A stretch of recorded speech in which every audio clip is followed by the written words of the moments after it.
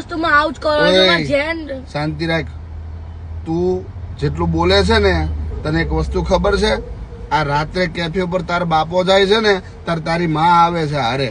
રાતના 3 વાગ્યા સુધી તારી માં મારી જોડે ઉભી રહે છે, બરાબર? તારી માં જ્યાં ઓર્ડર હોય ને તો અંદર કિચનમાં કામ કરે છે, કસ્ટમરને સાચવે છે. જયારે હું કંઈક કામમાં હોય ને તો કસ્ટમરનો રિવ્યુ પણ લે છે ને કસ્ટમરની જોડે સર્વિસમાં પણ બેસ્ટ ટ્રાય કરે છે કે સામેવાળાને આપણા ત્યાં કેફેમાં કોઈ પ્રોબ્લેમ ન થાય. એ માં છે, બરાબર? એ અમે 2 જણા જે કરીએ છીએ ને, તને ખબર નથી. તને તો એવી છે કે મારી મમ્મી આમ નથી કરવા દેતી, મારી મમ્મી આમ નથી કરવા દેતી, મારી મમ્મી આમ. આજે મધર્સ ડે છે ને, તું એની યાર ઝઘડા કરે છે. તારે બહાર જવું તું કાલ, તારે ફરવા માટે એને બધું કર્યું.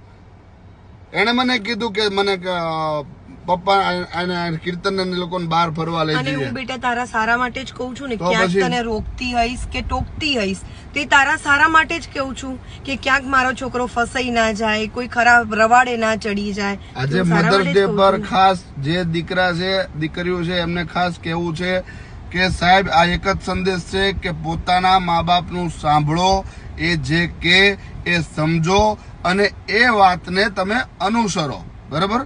જો મારી આ વાત સાચી હોય તો કોમેન્ટ જરૂરથી કરજો, સાથે સાથે વિડીયો શેર પણ કરજો. જય માતાજી.